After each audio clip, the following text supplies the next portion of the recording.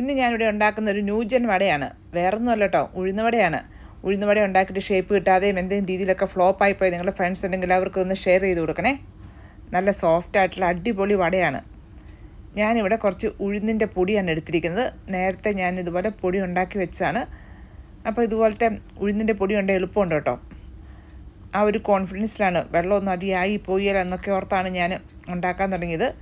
എന്തായാലും കുറച്ച് ഉഴുന്നിൻ്റെ പൊടി എടുത്ത് അതിലേക്ക് ആവശ്യത്തിന് ഉപ്പും കുറച്ച് ഇഞ്ചിയും പച്ചമുളകും ഉള്ളി ചെറുതാക്കി അരിഞ്ഞതും കരിവേപ്പില ഇതെല്ലാം കൂടെ ചേർത്തിട്ട് നന്നായിട്ടൊന്ന് മിക്സ് ചെയ്തെടുത്ത് ഞാൻ ആദ്യമേ തന്നെ. മിക്സിയിൽ അരച്ചെടുക്കുന്നതിനെക്കാട്ടി എളുപ്പമാണ് കേട്ടോ ഇങ്ങനെ ഉണ്ടാക്കുകയാണെങ്കിൽ. പിന്നെ ഇതിലേക്ക് ആവശ്യത്തിന് വെള്ളം ചേർത്ത് കൊടുക്കുക. വെള്ളം കുറേശ്ശെ ചേർത്ത് കൊടുക്കണം കേട്ടോ. എന്നിട്ട് നമുക്ക് വടയുടെ ആ ഷേപ്പിൽ കിട്ടണം. അതിന് വേണ്ടിയിട്ടാണ് ഞാൻ ഇതുപോലെ കുറേശ്ശെ വെള്ളം ചേർത്ത് കൊടുത്തത്. പിന്നെ ഇതിലേക്ക് കുറച്ച് ക്രഷ്ഡ് പെപ്പർ ചേർത്ത് കൊടുത്തിട്ടുണ്ട്. പെപ്പർ അതുപോലെ ഇടുന്നതിനെക്കാട്ടി നല്ല ഇതുപോലെ പൊടിച്ചിടുവാണെങ്കിൽ നമുക്ക് എടുത്ത് കളയത്തില്ലല്ലോ. അതുപോലെ കഴിക്കാനും ബുദ്ധിമുട്ടൊന്നും ഉണ്ടാവില്ല.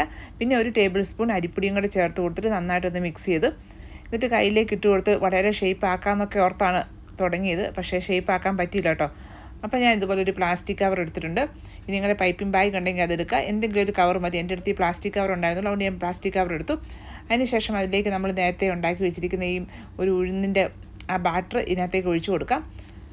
അപ്പോൾ നമ്മൾ ഇച്ചിരി വെള്ളം കൂടിപ്പോയി കേട്ടോ. അതാണ് നമ്മുടെ കയ്യിൽ ശരിക്കും ആ ഷേപ്പ് കിട്ടുക, കയ്യിലുണ്ടാക്കുമ്പോൾ ഷേപ്പ് കിട്ടാതെ പോയത്. എന്തായാലും ഈ ഒരു പ്ലാസ്റ്റിക് കൂടിലേക്ക് ഇട്ടിട്ടുണ്ട്. ഇതിൻ്റെ ഒരു മൂല നമുക്ക് കുറച്ചൊന്ന് കട്ട് ചെയ്ത് കൊടുക്കണം. നമ്മളിത് കട്ട് ചെയ്യുമ്പോൾ ഒത്തിരി കട്ട് ചെയ്യല്ലോ കേട്ടോ. അപ്പോൾ ഒത്തിരി ബാറ്റർ അങ്ങോട്ട് ചാടിപ്പോവും. ഇനി എണ്ണ ചൂടായി കഴിയുമ്പോൾ അതിലേക്ക് നമുക്ക് വടയുടെ ഷേപ്പിൽ ഇതുപോലെ ഒരു ഹോൾ വരത്തക്ക രീതിയിൽ അങ്ങ് ഒഴിച്ചു കൊടുത്താൽ മതി. അപ്പോൾ നമുക്ക് വടയുടെ ഷേപ്പ് കിട്ടും.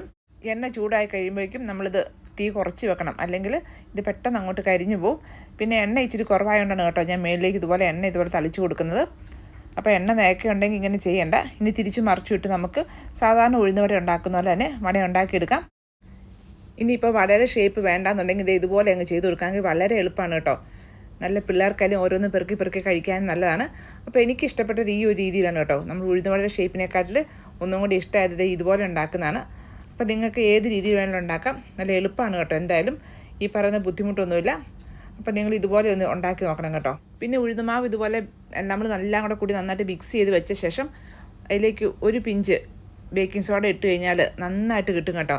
ഇച്ചിരിയും കൂടെ സോഫ്റ്റും ഫ്ലഫി ആയിട്ട് കിട്ടും. അപ്പോൾ നിങ്ങൾക്ക് ആ രീതിയിലും കൂടി ഒന്ന് ട്രൈ ചെയ്ത് നോക്കാം കേട്ടോ. ഇത് കഴിക്കുന്നതിന് നമുക്ക് ചട്നി ഒന്നും ആവശ്യമില്ല, ഒന്നുമില്ല. വെറുതെ ഇത് തന്നെ ഇങ്ങനെ പെറുക്കി കഴിക്കാൻ നല്ല ടേസ്റ്റാണ് കേട്ടോ. അപ്പോൾ ഉഴുന്നുവട ഉണ്ടാക്കിയിട്ട് ഫ്ലോപ്പായിപ്പോയവരും ഉണ്ടാക്കാൻ അറിയാൻ പാടില്ലാത്ത നിങ്ങളുടെ ഫ്രണ്ട്സ് ഉണ്ടെങ്കിൽ അവർക്കും കൂടി ഇതൊന്ന് ഷെയർ ചെയ്ത് കൊടുക്കണേ. എന്നിട്ട് നിങ്ങൾ ഉണ്ടാക്കി നോക്കിയിട്ട് അഭിപ്രായം കമൻറ്റ് ചെയ്യാൻ വേണ്ടി മറക്കരുത്. അപ്പോൾ ഇതുപോലത്തെ കിടിലായിട്ടുമായിട്ട് ഇനിയും വരാവേ.